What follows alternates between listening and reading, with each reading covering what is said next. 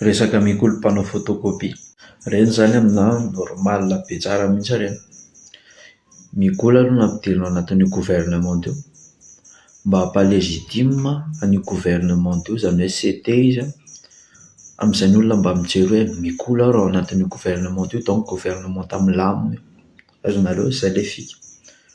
Dia lôjika be indray aty aoriana satria izy mpitolona, lôjika be raha sombaina ny image.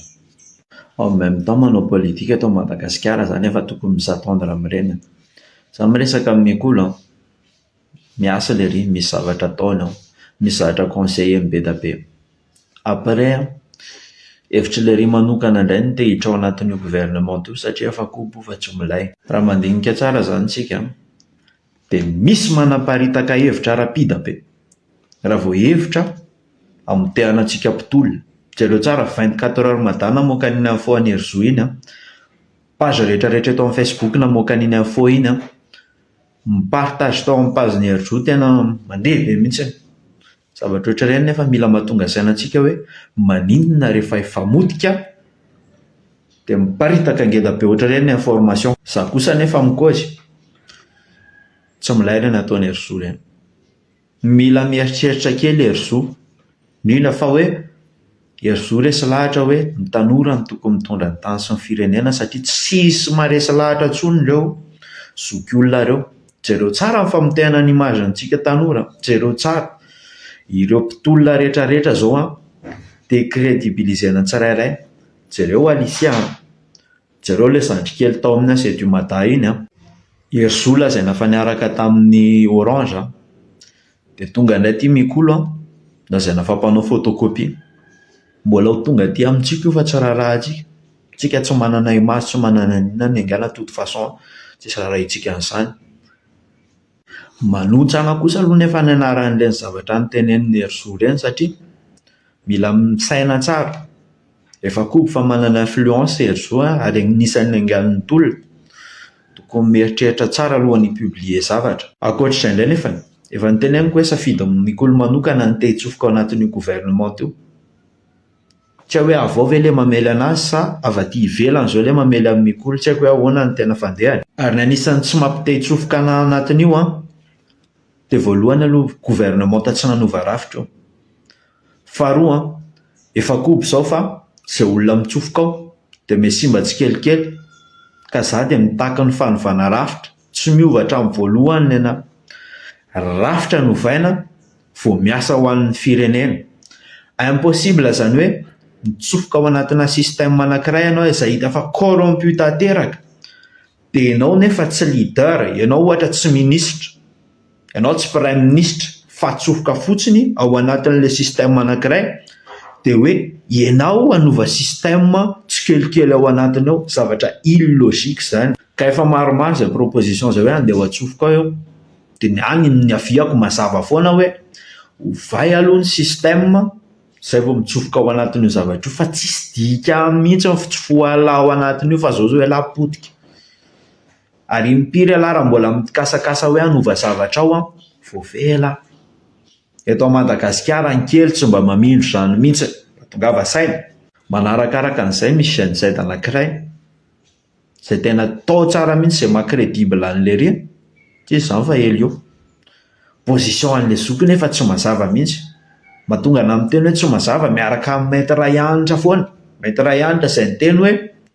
tsy hisy ny fanovana rafitra eto Madagasikara. Dia tsy lôjika mihitsy zany amina. En plus n'izay izay mbola variana miady hevitra teny amin'ny CCI ny GZ rehetrarehetra fikambanan'ilay GZ, eo tonga dia mihazakazaka mandeha manao conférence de presse. Avy eo vita amin'ny conférence de presse miresaka tavandreniny ary amin'ny miaraka amin'ny oligarque. Zany tsisy miteny fa ny olona izay niady tena kianja, rehefa hamotika ny image ny olona niady tena kianja, mirotoroto ny Facebook mianakavy miteny hoe mikolo ohatr'izao, mikolo ohatr'izao, mikolo ridicule, mikolo zaza ohatr'izao, Herzou manaratsy an'izao Herzou. Cible sika. D'un côté zany ny image, ny sary mivoaka amin'izao dia hoe eto ary mikolo ry GZ, ry Herzou, tsika rehetrarehetra izay tsy mikatona loha malemy mifampiana. eto ny PM ny président mandeha amin'ny populisme amin'izao, mandeha amin'ny populisme, tsy haiko sika raha mahatonga saina amin'izany. Président dia tena efa mpakafy baolina kitra hatramin'izay ary ny antsoina amin'ny lalaoan'ny Arsenal. Ny olona memarim-pototra zay le mitondra ny takan'ny tolona mesimba ka tongava saintsika rehetrarehetra. Aiza ny tokony hifantohan'ny saintsika, iza ny tokony ho adversaire antsika, hompitehana ane isika io ka mifamotentsika ny arenantsika ho lasan'ny olona. Taleretsy zavatra tsara marena aloha efa bolana zany zao no mitsangana ny tolana fanavozana. Oka kosa azava aloha fa ny hoe anaty efa bolana isy zavatra vita mivaingana, misy zavatra vita ihany fa ngamba aloha mbola lavitra ihany lalana amin'ny fanavaozana. Tsika moa zany zao hiatrika amin'ity fiandohy Pyrénées zay zava-dehibe tsy maintsy atrehany. Hoy ianao to hoe miova ny élément de langage ho an'ny nahazo toerana. Teto aloha ahako zavatra hitako dia misy ny tsikera, misy tokoa ny tsikera ary izy moa reo mitsikera eo ny akamarony fa tsy nindahitra kosa ny akamarony dia zao mitsikera namany teo aloha, olona teo aloha zay manararoatra zay mety fahalemena satria okana tsy ho afenina fa mbola misy fahalemena ihany le fitondrana ankehitriny ary zay indrindra tokony hanohanana azy le fanavaozana satria mila fanavaozana tokoa Madagasikara. Mety misy ny écart de langage za aloha tsy de tena nahita hoe écart de langage mivaingana be, za manokana miteny an'izay satria mba mijerijery ny réseaux sociaux ihany fa ny oran'izao nahazo toerana fahitako azy tsy de tena hoe hitako mivaingana be hoe nisy écart de langage. Mety misy ihany écart de langage io koa moa hitanao fa rehefa anatin'ny fitondrana dia tsy maintsy misy ihany ny hoe solidarité gouvernementale ary oka kosa aloha azava fa mbola tsy vita le tolony ao anatin'izao fitondrana zao zany amin'ny sehatra rehetrarehetra hoe mbola olona taloha daholo ny ao mba tsy resaka ahoko ohatra ny antenne pyramène ialako tsiny fa ny ohatrany hoe nisy mariny vafondray zany tao dia lasa nanonana fanavaozana. Zay zany le zavatra fanao hatramin'izay ary mbola hitantsika amin'izao fotoana zao raha mitenitsika ny CENI, ny HCC mbola tsisy pratiquement zany mbola tsisy zavatra an'io. Zany zany mbola isan'ny fanavaozana daholo fa dia aleotsika androfo amin'le resaka hoe fikianandon'ny Pyrénées. Io zany tokony homanina fa indrisy zavatra mampalahelo fotsiny Roland hatreto zany marina fa miasa ny ministère isatokony na fiadinan'ny républicain fanavaozana amin'ny fikarakarana zany fa tsy hita mihitsy aloha zany ohatrany tsy mahita an'le izy ny olona hatreto. Zay ngamba ny tokony misy communication kely, misy fampahafantarana kely hiditra amin'ny tsika rehefa voasiny hoe inona anjara toerana sy mety anjara biriky hoentin'ny diaspora ao anatin'io fa ataoko amaranako an'le hoe ny toeran'ny reo ataontsika hoe mpaniho hevitra ny influenceur moa zany dia isan'ny ataontsika hoe nakatoerana be ihany koa tao anatin'ireny ataontsika hoe tsy bahoaka sy tao anatin'le tolo iny ary na ny teto toerana ny influenceur any ivelany any aminareo any zany dia amin'izao fotoana zao lasa ohatrany manao diko ampandriny zany ely izy ry arina zafondrasaka dia zany mahatonga ny olona ohatrany hoe lasa mandefa n'le hoe ny lamba maloto dia tsy fanasy ohatraika ohatr'izay le zavatra mitranga dia eo zany olona lasa ohatran'ny fanina hoe fa ahoana ary zany zavatra mitranga zany dia ohatrany manome hirika sovahana reo ataontsika hoe détracteur ny ataontsika hoe régime en place amin'izao fotoana zao. Tena marina zany Andriamaina, tena marina mihitsy zany ary io zany misy ezaka lehibe tokony atao ary io dia apetraka foana raha ohatra tsika zany ny resaka amin'ny hoe ady amin'ny kolikoly, ny mpanao kolikoly nge mbola anatin'izao fanjakana zao daholo ialako tsiny za tsy tena anaran'olona fa mbola maro dia maro amin'ny sehatra rehetrarehetra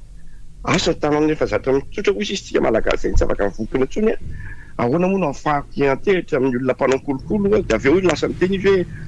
mpanao kolokolo miova fo sarotra be. Io zany misy ezaka tokony atao izay no tokony hanampiana zao fanavaozana zao mba tena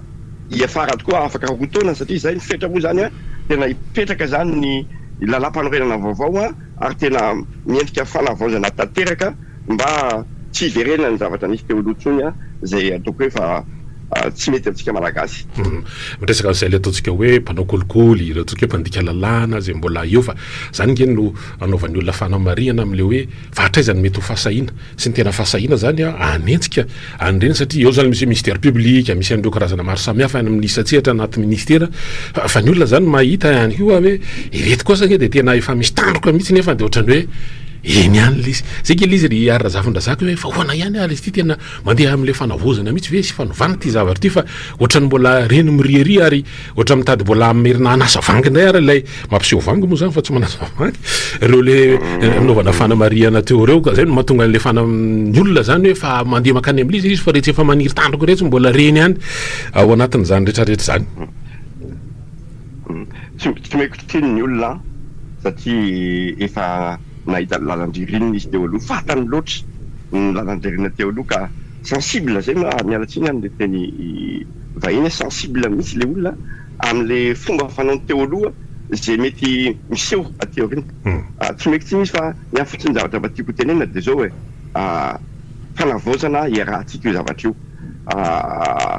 ny tsikera tokony atao iny ny lehibe amin'ny fanavozana ary de ny teny hoe tongava tsikera ao zay izy lazao raha misy zavatra tsy mety ataonay de tsy misorona so fotsiny mba tiako tenena hoe samihafa mihitsy le mpanakorotana ohatra ny teo aloha zany le hoe déstabilisation ny tanjony zany sy ny hoe tena mila ny fanavozana mba mametraka sosikevitra hoe tokony zao aniko zany miady amin'ny fanavozana indrindra de mame sosikevitra ary ny serasera moa zany ao anatin'ny fitondrana zao de tena tokony matanjaka be ny azo hita koa ny amin'ny serasera ohatra ny olona mahita tsy zany miteny hoe azotra fomba ny teo aloha ihany no ataon'ny zareo reto zay zany tena tokony hojerena akaika ary tokony ialana mihitsy zay fomba teo aloha zay satria mbola raiky tapisako amin'ny olona mihitsy le fomba teo aloha le fomba razy teo aloha na ny fombafombanao fotsiny arake de fa ezaka tokony atao miala am'izany mba satria traumatisé le olona zany tena traumatisé de sensible be le olona tsy omeko tsiny le olona am'izay zavatra zay raha ohatra koa ka hoe ofikadinan'le fanavozana mba iarovana ny fanavozana ny tenenany fa tsy hoe sanatria anatsikera fotsiny eny ary mihinanao zany ala zany ataontsika taridresaka foy de hoe tokony hotoanana mila pina ary mbola optimiste ianao fa tokony ho tonga amin'ilay tanjona de hoe ahazo constitution vaovao ary mba fitondram-panjakana republika maromaro toerana zany fa tsy instable ohatran'le nitranga atao anatin'izay 5 taona zay ny ao arina ny fanatanterahana n'le concertation nationale iary razafindrazaka mikasika an'le concertation indrindra tany amin'ny 9 tany nisy feonan'ny diaspora voalohany teto Madagasikara nareo zany any ampitandranomasina any ao anatin'le processus an'ity anaovana concertation nationale ty eto manko tsy mbola eny mihitsy zany hoe atraizany mety ho fandraisana anjara ny diaspora zany ao anatin'izany ataontsika hoe concertation nationale zany ma izy koa ve ny any ampitan-dranomasina manao concertation ho any de mba hanolotra n'izy aty sa nareo no mandeha maka aty de hitondra manahoana ny am'izay ary razafindrazaka ny am'izay zany avy aty amin'ny fanjakana aloha zany aloha atreto aloha tsy de hitako misy hoe zavatra manokana tiany zareo karakaraina atreto izy mety hoe vinavina lizy ampandraisana anjara ny diaspora fa za mino fa tsy maintsy mieritreritra n'izany izy fa kosa ny diaspora androany de efa maro ny diaspora efa mivondrona asa fahitana avao tamin'ny anamatery ihany hoe andray anjara feno amin'ny resaka concertation nationale tsy haiko ho raisin'ny fitondram-panjakana ve ny zavatra tapaka aty fa tsy ho raisiny zay resakafo zay fa vonona ny malagasy aty ivelany andray anjara feno hitondra anjara briky mihitsy amin'izany io concertation nationale zany zavatra lehibe loatra ty zavatra tokony hovainy ty ary raha resaka fotsiny ao resaka hoe ady amin'ny kolikoly maro ny fomba rehetra azo atao hiadina amin'ny kolikoly io zany ny zavatra efa hoaroso ny diaspora ary za manokana hoe fa misy sosikevitra efa nataoko mikasika an'izay fa ngamba mbola idiny antsika rehefa aveo iverenantsika aveo fa andray anjara izay andray anjara ny diaspora ary andray anjara feno nisan'ny fahitahitan'ny diaspora moa zany na tsy tam'izao rery fa tamin'ny fitondrana teo aloha ary mino fa mbola tsy miovy zay de ny afahany mba mandray anjara ao anatin'ny rehefa tonga ny fotoam-pifidianana zany indrindra fa fifidianana filoham-pirenena mety miditra ihany koa anatin'ireo tokoa hoe fisolotenany vahoaka ao anatin'ireny parlement zany amin'izao fotoana zao misy an'le dingana mandeha amin'ny digitalisation moa resana isan'ny domaine isan'ny manavanana anao ihany koa mikasika ny informatique iara-zafindrazaka misy an'ity resaka biométrique ity efa natao moa zany nanomboka tamin'ny fiandohan'ny herinandro lasa taria ny mikasika an'izay le hoe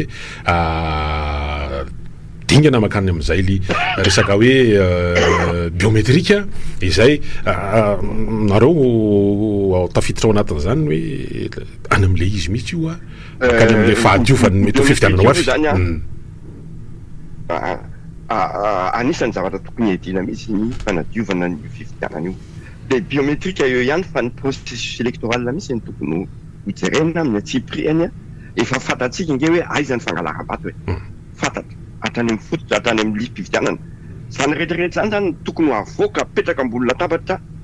ary anona andrasana amin'le fitiavan'ny doam-pirenena mpandray anjara daholo ireo olona rehetra ny sehatra ohatra tamin'ny resaka fifidianana raha zany resaka ahafana hoe inona ary ny atao mba hialana amin'ity kolikoly amin'ny fifidianana ity ao ny biométrika mariny zany fa ankoatra ny biométrika nge mbola olona ihany koa mbola micontrôle an'io avy hoe biométrika karaha le olona motratra ny kolikoly namatanao biométrika ary io ka sain'le olona mifidy telo izy ao anatin'le fifidianana tsisy tika n'le biométrika zany hoe singa anankiray ny biométrika zava-dehibe tokoa mariny zay ary ngamba aloha tsy ho vita alohan'ny fifidianana tsy fantako ny programme fa io moa zany efa ela be io programme prodige io nefa napetraka nahazo financement banque mondiale fa de tsy haiko ino nataon'ny fitondrana teo aloha ny raikiraiky teo fa raha ny tena izy tokony efa ahafantarana tokony vita io projet io amin'izao fotoana zao tsy iverenantsika zay fa zay zany ampahany zay ny resaka fifidianana mazava ho azy fa ny diaspora de mba maniry tokoa andray anjara feno amin'ny fifidianana mba afaka ny fidy zany io moa zany ny fifidianana filoham-pirenena no ametraka ny constitution ny teny matsy Roland teo hoe fifidianana filoham-pirenena io zany tsy maharitsy pire kely Roland fa manino ntsika androany miresaka fifidianana filoham-pirenena ohatrany tonga de atao tery vaimanta hoe fifidianana filoham-pirenena fa angamo ny constitution vaovao efa fantatra fa tsy maintsy sy ny filoham-pirenena kakalizy mety anoy ary razafina zaka fa raha atao anatin'le tetiandro nge sy le zavatra resahana hoe taterana ao anatin'ny 24 mois de zay hoe constituer référendum de fifidianana filoham-pirenena de maneza ny fiomanana ao anatin'izay fa mindra-pitantanana zay de zay no mifatoko ao an-tsain'ny olona hoe fifidianana filoham-pirenena zany no mamarana anty 24 mois ny fitantanana amin'izao fotoana zao ty de izay lizy sa hoe zay mihitsy ny tena kianiko mianatsiny fa tsy tokony resaka mihitsy tsika hatreto aloha fifidianana filoham-pirenena zany io resaka filoham-pirenena io tena votoantan'ny fikolikoly mididy zadana teto Madagasikara za mieritreritra hoe tokony any amin'ny décentralisation zany tokony ifantohana bebe kokoa ampy zany filoham-pirenena zany élu suffrage universel manana pouvoir be dehibe rehefa manana pouvoir be dehibe izy izy daholo mibaika ny olona rehetrarehetra aty amin'ny région tsy zany mihitsy ny décentralisation io zany tena petraka tokony natao zavatra io hoe tokony tsy resaka mihitsy zao aloha zany atreto zany hoe fidianana filoham-pirenena ny premier ministre moa ny tena ny voalohany de kakabe tamin'izay ny réagira mihitsy tamin'ny réseaux sociaux hoe fangafa fantatra re olona ny constitution vaovao no to miresaka sady iny fidianana filoham-pirenena zay ngamba tena ohatrany hoe atao tery vaimanta izy tsy ho any amin'ny fanovana mihitsy tsika raha mbola zay ny fomba ohatra nefa mandroso sorotsorotra endrika ny hoe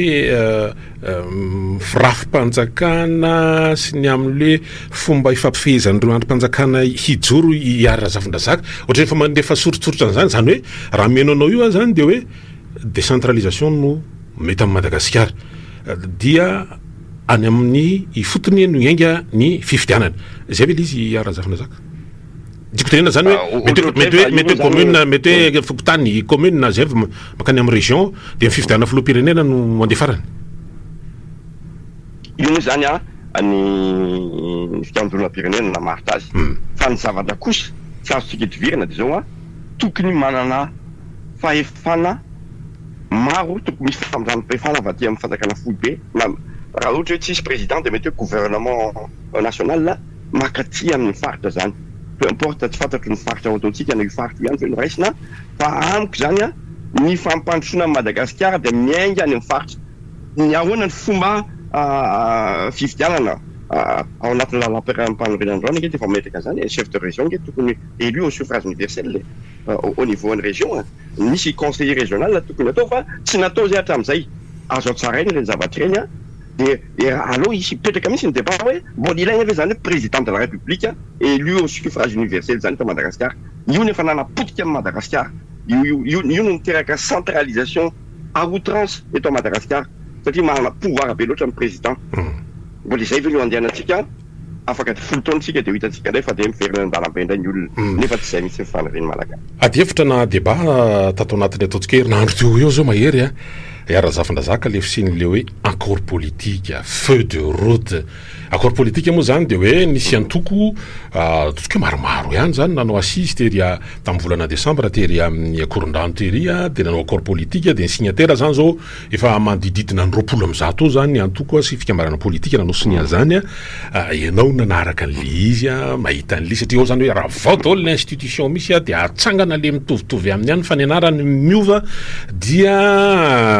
zay vao apetrao ihany koa le charte de la transition na le satany tezamita de etsakilany moa zany reto ataontsika hoe fikambanam-paritra zay mahampikambana ny Madagasikara nisan'izany ny SADC nisan'izany Union africaine de etsika hoe menatra amin'ny farany volana ty volana febroary ty nareo ametraka amaritra le atao hoe feu de route iara-zafindrazaka manoloana an'ireo